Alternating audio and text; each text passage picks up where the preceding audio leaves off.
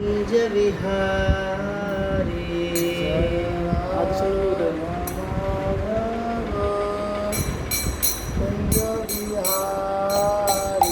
जय गोपी जनवल्लभ गिरिवरधारी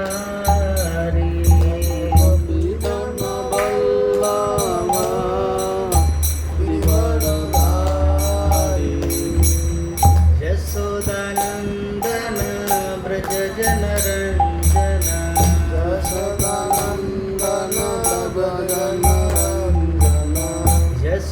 यशोदानंदन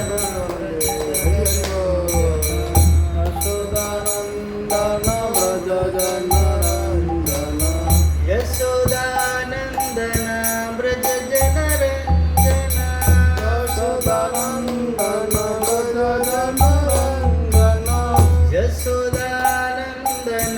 ब्रज जनरंजन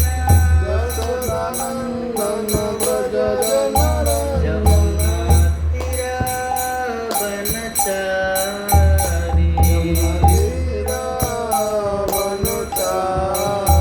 यमुना तीरा बनचारी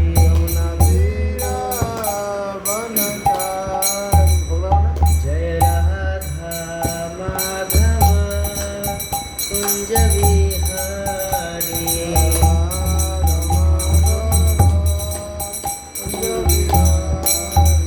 जय राधा माधव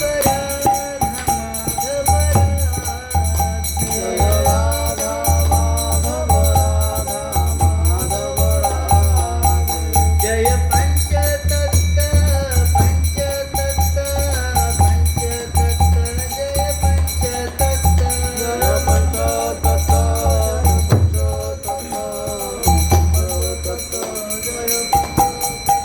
जय जय घोर निताय जय घोर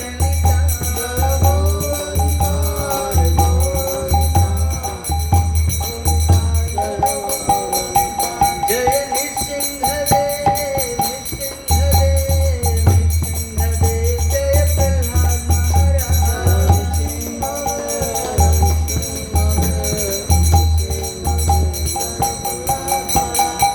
जय जय जगन्नाथ बलदेव सुभद्रा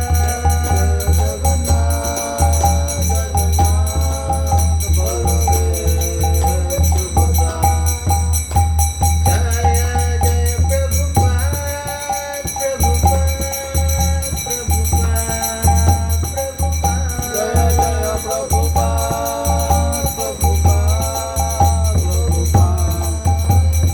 जय जय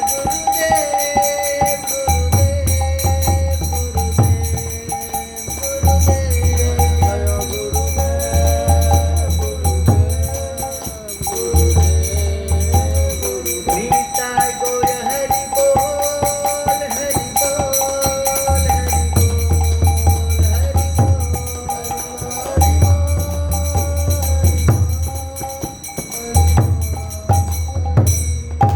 जय हरिनाम संकीर्तन की जगत गुरु श्रील प्रभुपाद की ओम ज्ञानतिमिरन्धस्य ज्ञानञ्जनशलाकया चक्षुरुन्मीलितं येन तस्मै श्रीगुरवे नमः श्रीचैतन्यमनोभीष्टं स्थापितं येन भूतले स्वयं रूप कदा मह्यं ददाति सर्वदाहृतं वन्देऽहं श्रीगुरो श्रीयुतपदकमलं श्रीगुरुं वैष्णवांश्च श्रीरूपं साग्रजातं सहगण रघुनाथं तं सजीवं साद्वैतं सावधूतं परिजनसहितं कृष्णचैतन्यदेवं श्रीराधा कृष्णपादान् सहगण ललिता श्रीविशाखान्वितांश्च नमो विष्णुपादाय कृष्णपृष्ठाय भूतले श्रीमते भक्तिवेदान्त स्वामी नामिने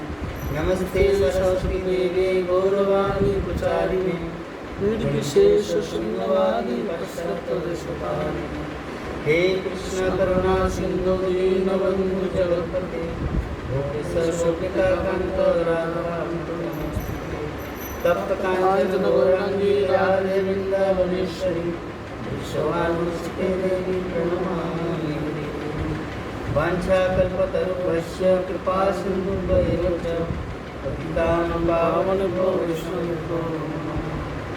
जय श्री कृष्ण चैतन्य प्रभु नित्यानंद श्री अद्वैत गदाधर श्रीवासादि गौरभक्तवृंद। हरे कृष्णा कृष्णा कृष्णा हरे हरे हरे राम राम राम हरे हरे। ओम नमो भगवते वासुदेवाय ओम नमो भगवते वासुदेवाय ओम नमो भगवते वासुदेवाय ओम नमो भगवते वासुदेवाय ओम नमो भगवते वासुदेवाय ओम नमो भगवते वासुदेवाय नारायणं नमस्कृत्य नारायणं नमस्कृतं नरं चैव नरोत्तमं देवीं सरस्वतीं व्यासं देवीं सरस्वती व्यासं ततो जयमुदीरये। नष्टप्रायेषु अभद्रेषु नित्यं भागवत सेवया भगवती उत्तमश्लोके भक्तिर्भवति नष्टिके। मुखं करति वाचं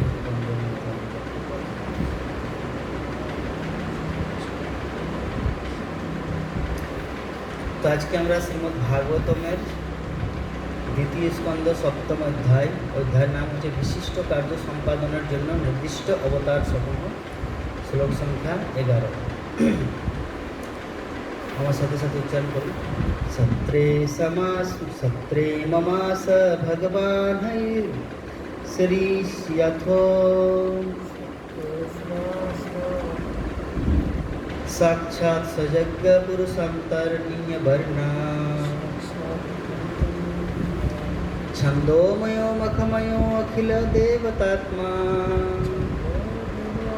छंदमय मुखमय अखिल आत्मदेव वाचो बहुवर्षति सतस्वनस्ता सत्रे ममास भगवान हयसीर याथो साक्षात् सजग पुरुषस्थ नीलवर्णम छंदोमयो मकयो अखिल देवतात्मा वाचो बहु बरुसती शतहस्तमस्त। अनुवाद और तात्पर्य। हिज डिवाइन ग्रेस ऐसी भक्तिपूर्ण द्वारा भगवान आमार माने ब्रह्मा बोलছে আমার ব্রহ্মার অনুষ্ঠিত যজ্ঞে হয়গ্রীব অবতার রূপে প্রকট হয়েছিলেন। তিনি সাক্ষাৎ যজ্ঞ এবং তার অঙ্গকান্তি সুবর্ণ স্বরূপ। তিনি সাক্ষাৎ বেদ এবং সমস্ত দেবতাদের পরমাত্মা। যখন তিনি শ্বাস গ্রহণ করেছিলেন তখন তার নাসারন্ধ্র থেকে সমস্ত মধুর বৈদিক স্তোত্র ধ্বনি হয়েছিল। তাৎপর্য: যে সমস্ত কর্মীরা সকাম কর্মের অনুষ্ঠানে রত, বৈদিক স্তোত্র সমূহ সাধারণত তাদের জন্য। তারা দেবতাদের সন্তুষ্টি বিধানের মাধ্যমে তাদের ইপ্সিত ফল লাভ করতে চায়। কিন্তু ভগবান হচ্ছেন সাক্ষাৎ বেদ এবং সাক্ষাৎ বৈদিক স্তোত্র। তাই কেউ যখন সরাসরিভাবে ভগবানের ভক্ত হন তার মাধ্যমে আপনা থেকেই যজ্ঞ অনুষ্ঠান এবং দেবতাদের সন্তুষ্টি বিধান সম্পাদিত হয়েছে। ভগবত ভক্তেরা বৈদিক নির্দেশ অনুসারে যজ্ঞ অনুষ্ঠান না করতে পারেন অথবা দেবতাদের সন্তুষ্টি বিধান চেষ্টা না করতে পারেন, কিন্তু তা সত্ত্বেও ভগবত ভক্তেরা সকাম কর্মী এবং বিভিন্ন দেবদেবীর উপাসক থেকে অনেক উন্নত স্তরে অবস্থিত। তো এই যে শ্লোকটা ব্রহ্মা দেবতাদেরকে বলছে, দেবতাদেরকে কি বলছে, কি বোঝাতে চাইছে? যে দেবতাদেরকে বলছে তো দেবতাদের উদ্দেশ্যে বলছে। দেবতাদের উদ্দেশ্যে বলছে। তো দেবতাদের উদ্দেশ্য কেন বলা হচ্ছে? কারণ দেবতারাও কিন্তু শুদ্ধ ভক্ত, ওনারাও মানে ভক্ত কিন্তু পিওর ডিভোটি।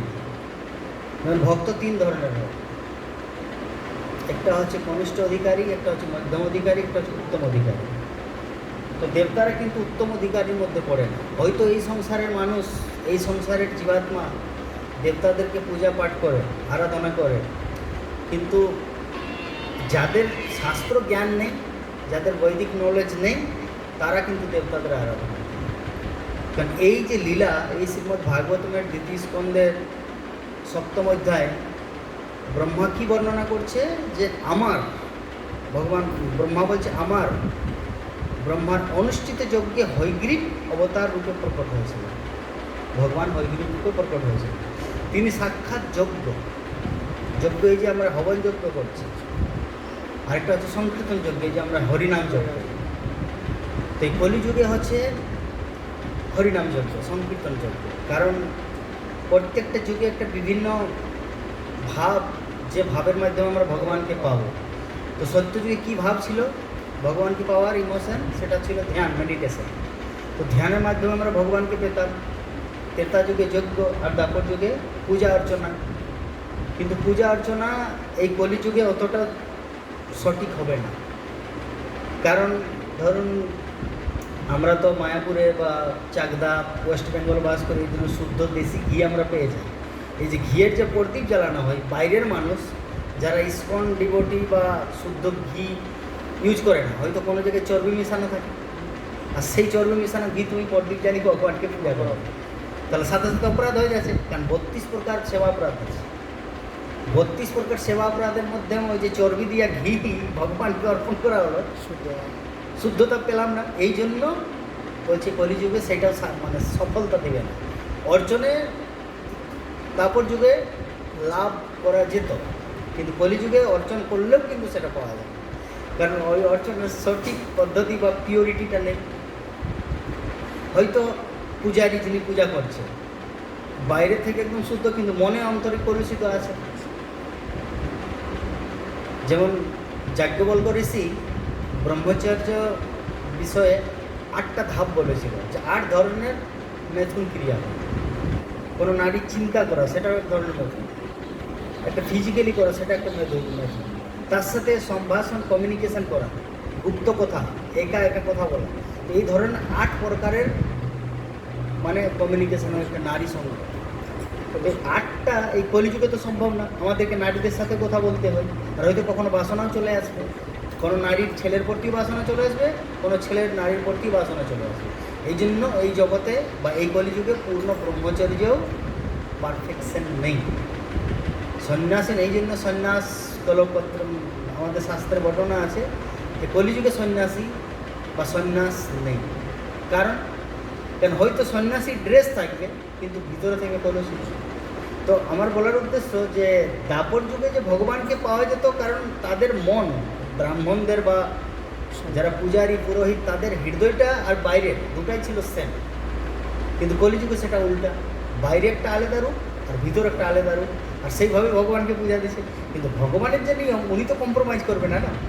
উনি যেভাবে নিজেকে, যেমন আপনি ভোটার কার্ড অফিস গিয়েছেন ভোটার কার্ড বানাতে, তো উনি কী কী ডকুমেন্টস চাই? আপনার আধার কার্ড, আপনার বার্থ সার্টিফিকেট, স্কুল সার্টিফিকেট বা মা বাবার ভোটার কার্ড, কিছু জিনিস। তো আপনি সেই মধ্যে কিছু জিনিস আপনি দিতে পারলেন না, তো সেই জায়গায় ভোটার কার্ড বা বিএলও উনি তো কম্প্রোমাইজ করবে না, তোমাকে যে কোনোভাবে আনতে হবে। তোমার কাকা না, ভোটার বিএলও তোমার কাকা বা মশা বা মামা না, যে তোমাকে সাইন করে দিবে আর সিইও তোমার ভোটার কার্ড এসে যাবে। কী করতে হবে? তোমাকে ডকুমেন্ট তৈরি করতে পারবে, birth certificate, school living certificate বা একাডেমিক বা আপনার আধার কার্ড, যে কোনোভাবে একটা দিতে হবে। তারপরে তো ভোটার কার্ড অফিসে যেমন সাধারণ, তার নিজে কম্প্রোমাইজ করতে চায় যতক্ষণ না আপনি নিজের কমপ্লিট ফর্মালিটি আমাকে দিচ্ছেন, ততক্ষণ না তোমার ভোটার কার্ড হবে না। তো তেমনি যে ধ্যানের একটা পদ্ধতি ছিল, যজ্ঞের একটা পদ্ধতি ছিল, তেমনি তারপর যুগে পূজা অর্চনের একটা পদ্ধতি ছিল।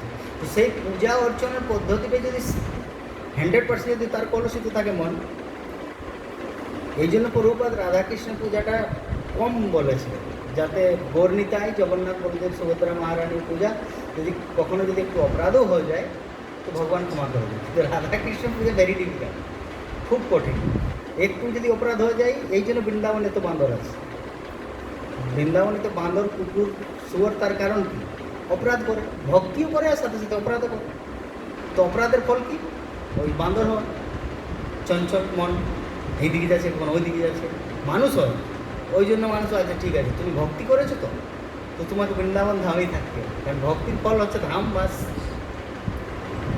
ধামবাস মানে এমনই যে এইটা ধাম না, এইটাও ধাম, ভগবানের কাছে থাকাটাই ধাম। মায়াপুরটাই ধাম, বা জগন্নাথ পুরী বা দ্বারকা বা বৃন্দাবন বা অযোধ্যা সেটাই ধাম না। ধাম মানে যেখানে ভগবান বাস করেছে। তো বৃন্দাবনে তো কুকুর, এ তো বান্দর, তার কারণ হচ্ছে কি, কারণ ওই যে রাধাকৃষ্ণ পূজা ওইখানে, আর ওই জায়গায় যখন কেউ অপরাধ করে, অপরাধের ফলে ওনাকে বান্দর হয়ে জন্মগ্রহণ করতে হবে। আর ভক্তি করেছে, দ্যাটস ওয়াই, ভক্তি করার ফলে উনি ওই ধামে বাস করছেন। তো বিষয়বস্তুটা হচ্ছে যে কলিযুগে অনেক কিছু আছে যেটা আমরা পরিপূর্ণভাবে সাকসেস হতে পারবো না, এই জন্য সংকীর্তন যজ্ঞ ইজ দি বেস্ট। কিন্তু এখন যদি আমাদের মনে যদি একটা প্রশ্ন আসে, প্রভু তাহলে আমাদের মন্দির আছে, আমাদের ইস্কন মন্দির মায়াপুরেও আছে, রাধা মাধব বিগ্রহ আছে, পঞ্চতত্ত্ব আছে, এত সুন্দর সেবা হয়, জননিবাস প্রভু, পঙ্কজাঙ্গি প্রভু করে, বা আমাদের চাকদাতে গৌরমিতায় আছে, তাহলে আমরা এত বিগ্রহ পূজায় কেন ইন্টারেস্টেড? তার কারণ হচ্ছে, যদি আমরা বিগ্রহ পূজায় যদি ইন্টারেস্টেড না থাকি, তাহলে আমরা স্নানও করবো না, শুদ্ধতা আমরা বজায় রাখবো না। আজ হরিনাম, তো হরিনাম তো প্যান্ট শার্ট করে করা যায়, হরিনাম না স্নান করেও তো হরিনামের জপমালায় জপ করা যায়। তো বিগ্রহ পূজা ছিল প্রভুপাদ এই কারণে এস্টাবলিশ করি, যাতে আমরা নিজেকে পিওরিটি মেনটেন করি, শুদ্ধতা যাতে আমাদের মেনটেন থাকে। কারণ পিওরিটি দি ফোর্স, শুদ্ধতাই হচ্ছে বল। তো শুদ্ধতা যদি আমাদের যদি না থাকে, তাহলে আমরা বল পাবো না ভক্তি করার জন্য। আর বল মানে বলরাম, কৃষ্ণকে পেতে গেলে বলরামের কৃপা চাই, হেন নিতাই বিনা ভাই ব্রজে রাধা কৃষ্ণ। তো বিষয়বস্তুটা আছে, বল মানে পিওরিটি, শুদ্ধতা। তো শুদ্ধতা যদি আমাদের না থাকে, তাহলে আমরা কিন্তু কৃষ্ণের কাছে যেতে পারবো না। কৃষ্ণ হচ্ছে পরম শুদ্ধ, পরম ব্রহ্ম, পরম ধাম, পবিত্রম পরমম ভবান, পুরুষম শাশ্বতম দিব্যম আদি দেবম অজয়। পরম ব্রহ্ম, পরম ধাম, পবিত্রম, পবিত্রম পরমম ভবান। পবিত্র মানে শুদ্ধ, পিওরিটি। তো আমি যদি শুদ্ধ না থাকি, তাহলে কি সেই লেভেল আমি যেতে পারবো? আমি যদি প্যান্ট শার্ট পরে এখানে যদি বসে দিই, ক্লাস দিই, সেটা কি সম্ভব? ইসকনের একটা স্ট্যান্ডার্ড আছে, ধুতি পরবে, তিলক পরবে, কণ্ঠিমালা থাকবে, পিওরিটি মেনটেন করবে, সকালে স্নান করবে, মঙ্গল আরতি করবে, জপমালায় জপ করবে, দীক্ষিত ভক্ত। এই কিছু কোয়ালিটি থাকতে হবে, তাহলে উনি ক্লাস দিতে পারবে বা ভাগবত কথা চর্চা করতে পারবে। অফিসিয়াল ভাবে, ফর্মালিটি। এমনি তো আপনি কোনো ছাগল চড়া মানুষও তো কেউ কাউকে হরিকথা শোনা করে, সেটা আলাদা ব্যাপার, কিন্তু ফর্মালিটিটা আমাদেরকে সেটা মেনটেন করতে হবে। তো যাই হোক, বিষয়বস্তুটা আছে, এই কলিযুগে মানে ভগবানকে পাওয়ার একমাত্র রাস্তা হচ্ছে হরিনাম। তো হরিনাম 99% দিবে, কিন্তু 1%টা কোথায় পাবে? এই 1%টা হচ্ছে এইসব সাধন, পিওরিটি, স্নান করা, মুন্ডন মুস্তক, ভগবানের অর্চন করা, তার কাছে স্তুতি করা, তিলক করা, বৈষ্ণব আচরণ করা, এইসব যেগুলা, সেটা হচ্ছে 1%। আর 99% একা হরিনাম দেয়। তো আপনি ধরুন 99% করলেন আর 1%-এ করলেন, তো সেটাও সাকসেস হবে না। ধরো তোমার মোবাইলে আছে, মোবাইলে প্লে স্টোর আছে, কিছু জিনিস আপনি ইনস্টল করছেন, তো 99% হয়ে গেছে, ব্যাটারি শেষ, ব্যাটারি শেষ, পুনরায় চার্জ দিবেন, তো সেইটা কি 99% থাকবে না? পুনরায় চার্জ দিয়ে 1, 2, 3 করে এইভাবে 100% করতে হবে। তো যতক্ষণ না পর্যন্ত 100% হবে, তোমার ইনস্টল হচ্ছে না। তো তেমনি আমাদের যে ভক্তি জীবনটা, হরিনাম 99% দিবে, আর 1%টা দিবে এই ভাগবতম ক্লাস, গুরু পূজা, ভগবানের জন্য রান্না করা, ভগবানের জন্য অর্চন করা, এই কিছু কিছু জিনিসগুলো আছে, সেটা 1%। 99%ও কিন্তু অল ইন অল না, যতক্ষণ না 1%টা ভরে। কারণ 100%-এর পর তো ইনস্টল হবে আপনার কিছু জিনিস। তো 99% হয়ে গেছে, 1%টা হলো না, তাও হবে না। এই জন্য প্রভুপাদ দুটাই দিয়েছে, হরিনামও দিয়েছে, যার হরিনামের মাধ্যমে আমরা একদম 99% স্তরে চলে যাই, 99%। কিন্তু 1% যেটা বাকি থাকবে, সেটা হবে এইসব ভগবানের জন্য রসই ইয়ে করা, মালা গাঁথা, ফুল তুলে নিয়ে আসা, ঘর ঝাড়ু দিয়া বা মন্দির ক্লিন করা, বাকি যা যা এগুলো হচ্ছে 1%। তো ব্রহ্মা দেবতাদেরকে এই উদ্দেশ্যে বলেছে, যাতে আমরা যে কলিযুগের মানুষ বা এই জগতের মানুষ, অনেকজন ভ্রমে থাকে যে দেবতা আর ভগবান সমান। যেমন কৃষ্ণ তেমন ইন্দ্র, যেমন কৃষ্ণ তেমন শিব, যেমন কৃষ্ণ তেমন দুর্গা মাতা, এইটা জগতের মানুষ ভাবে। কিন্তু এই জন্য ভাগবতম, শ্রীমদ্ ভাগবতমে ব্রহ্মা আদি ঋষি, যাজ্ঞবল্ক ঋষি, বাল্মীকি মুনি বা অনেক মহান মহান কবি বা ভগবানের ভক্ত যারা, তারা কিন্তু এই জিনিসটা উল্লেখ করেছে। ব্যাসদেব কী বলেছে যে এতে চাংসে কলাপুংস কৃষ্ণস্তু ভগবান সে, অনেক অবতার আছে। আর চৈতন্য চরিতামৃতে কী বলছে যে একটা শ্লোক আছে না, একলা ঈশ্বর কৃষ্ণ। একলা ঈশ্বর কৃষ্ণ আর সব ভৃত্য। মানে এই জগতে যা কিছু আমরা দেখতে পাচ্ছি 33 করোড় দেবতা বা মানুষ কোনো প্রতিষ্ঠিত, সবাই কিন্তু ভৃত্য। ভৃত্য মানে দাস। কৃষ্ণই হচ্ছে একমাত্র পরমেশ্বর, ঈশ্বরের পরম কৃষ্ণ সচ্চিদানন্দ বিগ্রহ। তো আমাদের যে গৌড়ীয় বৈষ্ণব আচার্য, আমরা যে গৌড়ীয় বৈষ্ণব মধ্য গৌড়ীয় বৈষ্ণব সম্প্রদায়ে আমরা আছি, তো এতে প্রমাণিত হয়েছে যে কৃষ্ণই হচ্ছে ভগবান, আর আমাদেরকে তারই ভজনা করা উচিত। তো এই যে মধ্যগৌড় সম্প্রদায়, যে মাধবেন্দ্র পুরীপাদ বা মধুমুনি, মধ্বাচার্য, তারা যে ইস্টাবলিশ করেছে, তারা কোনো মনের মধ্যেই ইস্টাবলিশ করেনি। তারা কিন্তু শ্রুতি স্মৃতি পুরাণ আদি সব কিছুকে নিয়েই করেছে। আজ করেছে যে আমরা মনে কিছু ভেবে নিলাম, আর এটা হচ্ছে ভগবান, কৃষ্ণ হচ্ছে ভগবান, রাম ভগবান, না, যেটা শাস্ত্রে আছে, শাস্ত্রের মাধ্যমেই কিন্তু ব্যাসদেব তো শাস্ত্রের রচনা করা, কারণ উনি নিজেই শাস্ত্র গ্রন্থ রচনা করেছেন। কি শ্লোকটা? সর্বস্ব চাহ মৃত্যু সন্নিবিষ্ট মত্তস্মৃত জ্ঞান অপহন হচ্ছে বেদেশ্চ সর্বের অহমবেদ বেদ বেদান্তকৃত বেদ বিদা বলছে। বেদান্তকৃত মানে বেদকে বা শাস্ত্রকে কে রচনা করেছে? করেছে শাস্ত্রকে কে রচনা করেছে? সাক্ষাৎ কৃষ্ণ। কৃষ্ণ সাক্ষাৎ ব্যাসদেব রূপে এসেছে। আর ব্যাসদেব এই যে ভাগবতমের যে প্রবচনটা কে করেছে? সুখদেব গোস্বামী। আর সুখদেব গোস্বামীকেও শ্রীমদ্ ভাগবতমের ভগবান বলা হয়েছে। তো এই জগতে যা কিছু ওয়ান্ডারফুল কাজ হয়েছে, মানে ওয়ান্ডারফুল মানে অদ্ভুত, কিন্তু সেইখানে কিন্তু ভগবানের হাত আছে।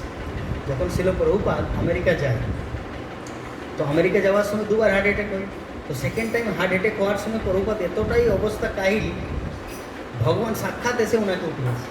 আপনারা অভয়চরণ সিরিয়ালটা দেখেছেন হয়তো? দেখেছেন?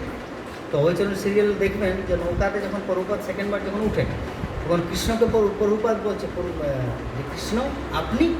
বলছে হ্যাঁ আমার বৎস, আমি তোমার। বলছে আমি কি স্বপ্ন দেখছি? প্রভুপাদ বলছে আমি কি স্বপ্ন দেখছি বা সত্যি? বলছে সত্যি।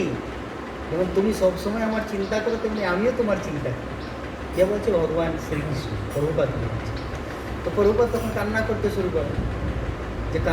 শুরু করে যে যখন আমার বয়স ছিল 26 বছর বয়স, অ্যাবাউট 46 বছর আগে, আমার গুরু মহারাজ ছিল ভক্তি সিদ্ধান্ত সরস্বতী ঠাকুর আমাকে কলকাতায় বলেছিল যে তুমি নবযুবক, তুমি ইংলিশ ভাষার মাধ্যমে সারা পৃথিবীতে চৈতন্য মহাপ্রভুর বাণী প্রচার। আমি সেই সময় থেকে ট্রাই করছি, মানে চেষ্টা করেছি, কিন্তু এই যে বৃদ্ধাবস্থা, আমার 70 বছর বয়স হয়ে গেছে, কিন্তু আমি সফল হতে পারলাম না। এখন বৃদ্ধাবস্থায় আমি আমেরিকায় যাচ্ছি, আমেরিকায় গিয়ে আমি করবোটা কি? যখন একটা মানুষ যুবাবস্থায় কিছু করতে পারে, তো বুড়া কী করবে? আমার প্রশ্ন। তো প্রভুপাদ সেই ফিলিংটাই নিয়ে কৃষ্ণকেও জানাচ্ছে, একটা যুবাবস্থা যদি করতে না পারে, তার বুড়াই আর কী করবে? সারা জীবনটা তোমার চলে গেল। 26 বছর বয়স, সেই সময় থেকে আমি স্টার্ট করেছি, 40 বছর পার হয়ে গেছে, কিন্তু এখন আমি ভগবান কৃষ্ণকে ইস্টাবলিশ করতে পারলাম না, কোনো একটা সংগঠন তৈরি করতে পারলাম না। হে কৃষ্ণ, আমি খুবই দুঃখিত। তখন ভগবান কৃষ্ণ তাকে আশ্বাসন করছে, তুমি কেন চিন্তা করছো? তুমি আমেরিকা যাও, তো বাকি সব কিছু অ্যারেঞ্জমেন্ট করে আছে। এইটাও ইসকন যে তৈরি হয়েছে, এটাও কৃষ্ণেরই হাত। ভাগবতম যে তৈরি করেছে, তিনিও সাক্ষাৎ ব্যাসদেব। ভাগবতমের যিনি প্রবচন করেছে, তিনি সুখদেব গোস্বামী, উনিও সাক্ষাৎ ভগবান বাদরায়ণ। আর ইসকন যে এত বড় একটা সংস্থা সারা পৃথিবীতে ছড়িয়েছে, সেটাও কিন্তু কৃষ্ণ এসে বলেছে প্রভুপাদ, তুমি যাও, নিমিত্ত মাত্র ভবিষ্যৎ আছে, তুমি যাও, আমি সব কিছু অ্যারেঞ্জমেন্ট করে দেবো। তাহলে ইসকনটা কোনো মানুষের তৈরি? এতে প্রুফ, এই কথার মাধ্যমে প্রুফ। যখন আপনারা প্রভুপাদ লীলামৃত পড়বেন, সেখানে লেখা আছে ইসকন কোনো মানুষের তৈরি নেই, এটা সাক্ষাৎ কৃষ্ণের তৈরি। আর যখন শ্রীমদ্ ভাগবতমের 10ম স্কন্ধ পড়বেন, সেইখানে 10ম স্কন্ধে ছিল প্রভুপাদ লিখেছে যে যদা যদা হি ধর্মস্য গ্লানির্ভবতি ভারতীয় যে ভগবদ্গীতার যে শ্লোকটা আছে, যখন যখন ধর্মের হানি হয় বা ধর্মের বৃদ্ধি হয় তখন ভগবান অবতীর্ণ হয়।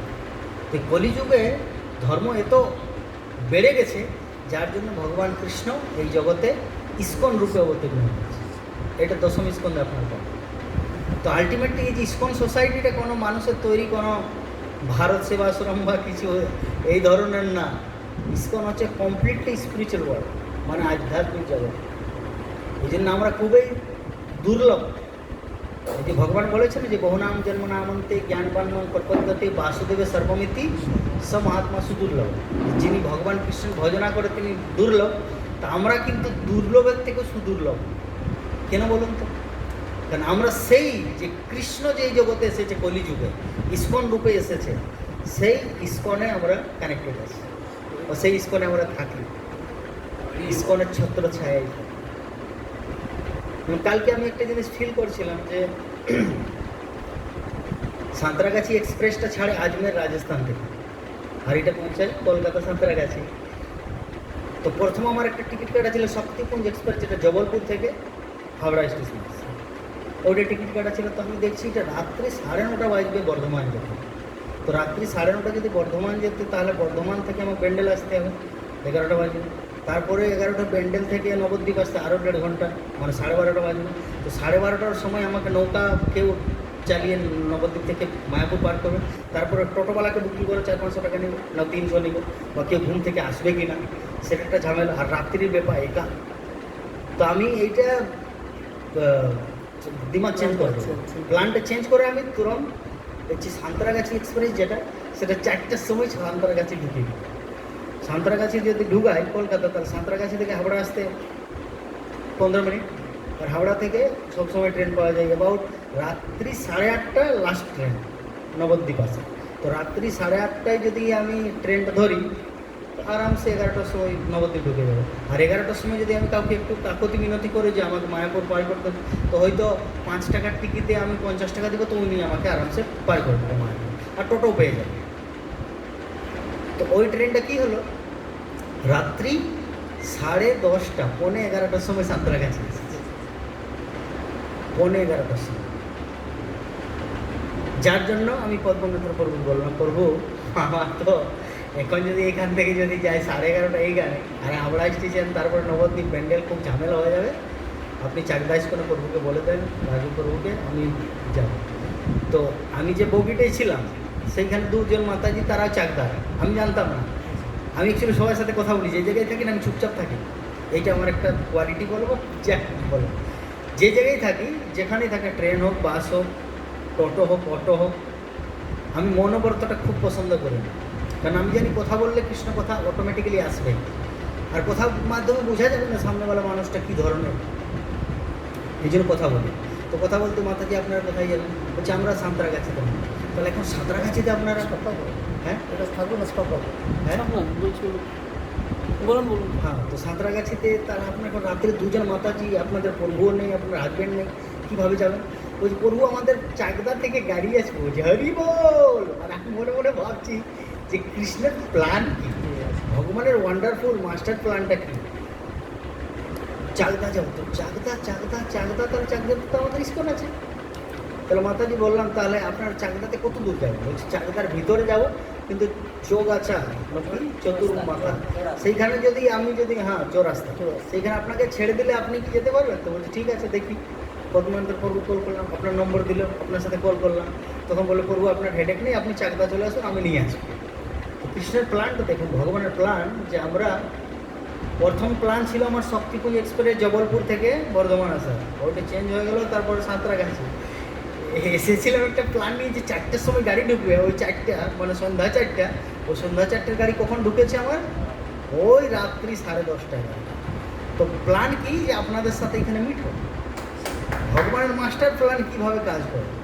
রাঁচিতে যখন আমার গাড়িতে ঢোকে, মানে সাঁতরাগাছি ট্রেনটা, তো আমার দিদি আমাকে কল করেছে, ইস্কন রাঁচি থেকে কল করেছে, আমি তোমার জন্য প্যাক করে নিয়েছি প্রসাদ, কিন্তু 3 কিলোমিটার এখানে স্টেশন।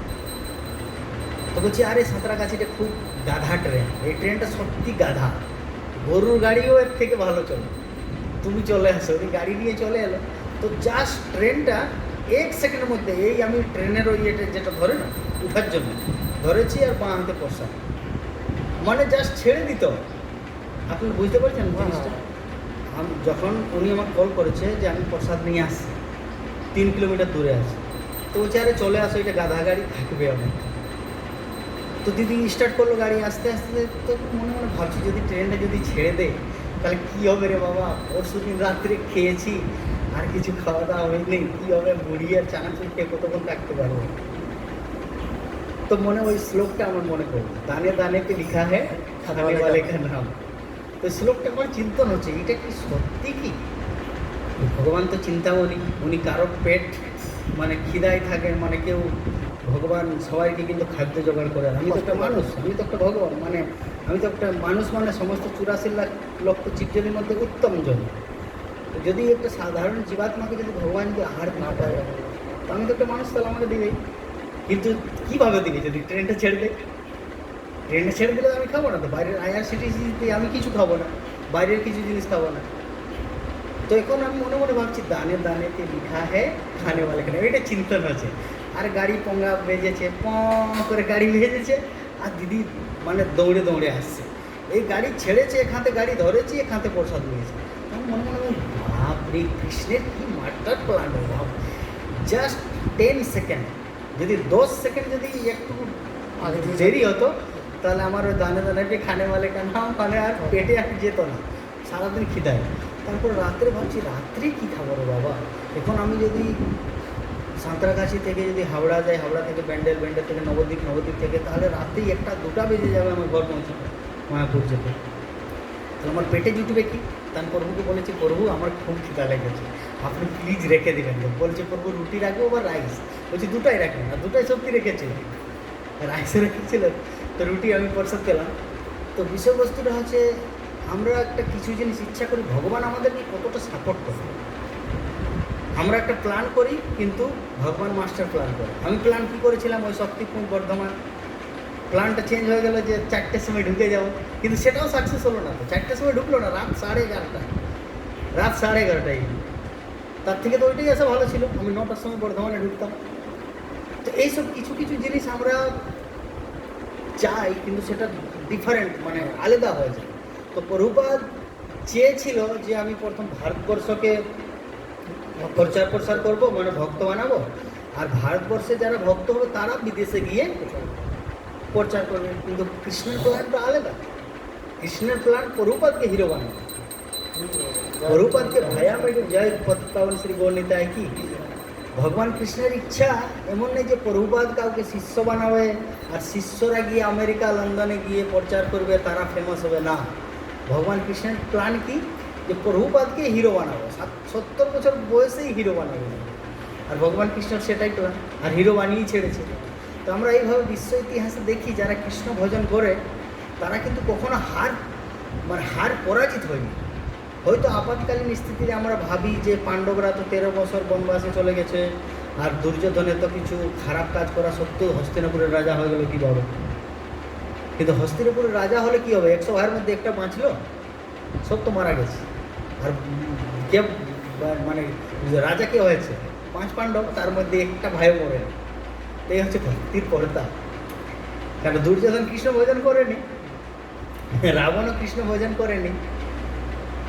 রাবণ ওই যে রাজধানীটা পাওয়ার জন্য, ওই রাজধানীটা কার ছিল জানেন? কুবেরের। শ্রীলঙ্কা, যে লঙ্কার যে রাজধানী, সোনার লঙ্কা ছিল। আমরা যে জায়গায় বাস করি সেইখানে আছে মাটি, বা আমাদের যেখানে বসে সেটা হচ্ছে ইট, সিমেন্ট, বালু বা মার্বেল দিয়ে।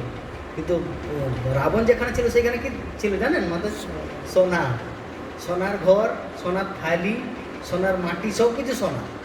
সেটা কুবের, কুবেরকে ও মানে দেবতাদের কেশিয়ার, সমস্ত 33 কোটি দেবী দেবতা যে ধন সম্পদের, সেই কেশিয়ার কুবের। তো কুবের নিজের একটা ঘর তৈরি করেছিল, নিজের একটা সাম্রাজ্য তৈরি করেছিল। তো সেই সাম্রাজ্যটা হচ্ছে লঙ্কা। তো রাবণের মন যে কোনোভাবে ইনাকে পরাজিত করতে হবে। তো প্রথম রাবণ কী করলো? 33 কোটি দেবী দেবতাকে হারিয়েছে। শনি, মৃত্যু, কাল তাদেরকে পায়ের তলে রেখেছে, যাতে কেউ জিততে পারে। তো যখন দেবতাদেরকে যখন এভাবে পরাধীন করে, তো পরাধীন করার ফল কী হয়েছে? কুবের কুবেরের পত্নীকেও নিয়ে নিয়েছে আর তার সম্পত্তিকেও নিয়ে নিয়েছে। দেখুন কত কষ্ট করে, কত মানে একটা প্রয়াস করার পর লঙ্কা পেয়েছিল। আর বিভীষণ অনলি রাম ভক্তি করেছিল, রাম রাম রাম রাম নাম জপ করতো। আর রাবণ তো 16 লক্ষ নাতি বা 1 লক্ষ পুত্র, সর বংশ সব এভরিথিং ফিনিশ, সব কিছু শেষ হয়ে গেছে। আর বিভীষণ না যজ্ঞ করেছিল, না তপস্যা করেছিল, না দেবতাদের সাথে ঝগড়া করতে গিয়েছিল, কিন্তু সেই লঙ্কা পেয়ে গেছে। কীভাবে? কৃষ্ণ ভজন, হরি ভজন, রাম ভজন। তো ভক্তি যদি আমরা করি, তো আজকের যে শ্লোকের যে মুখ্য অর্থ হচ্ছে সেটা হচ্ছে যে দেবতাদের যদি ভজনা করেন ছিনে পুণ্যে মর্তলোকন বিষণ, যে পুণ্য যখন শেষ আপনাদেরকে পুনরায় ভিক মানতে হবে। যারা স্বর্গলোকে যায় নন্দনকাননে ঘুরে সমরস পান করে, সুন্দরী সুন্দরী মেয়ে বা মেয়েরা, সুন্দর সুন্দর দেবতা অপ্সরা যে এন্টারটেনমেন্ট করে কিছুদিন, আর পুণ্য যখনই শেষ রেস্টুরেন্টে আপনি প্রসাদ খেতে যাবেন, বা প্রসাদ না খাবার খেতে যাবেন হোটেলে, তাজ হোটেল মুম্বাইয়ে, তো মুম্বাইয়ে আপনাকে কতক্ষণ রাখবে? যতক্ষণ আপনার কাছে টাকা আছে। টাকা শেষ তো বলবে না বাবা তুমি আমার মাসির ছেলে হো বা মামার ছেলে হলে, যাও you go out from here, তুমি এখান থেকে চলে যাও।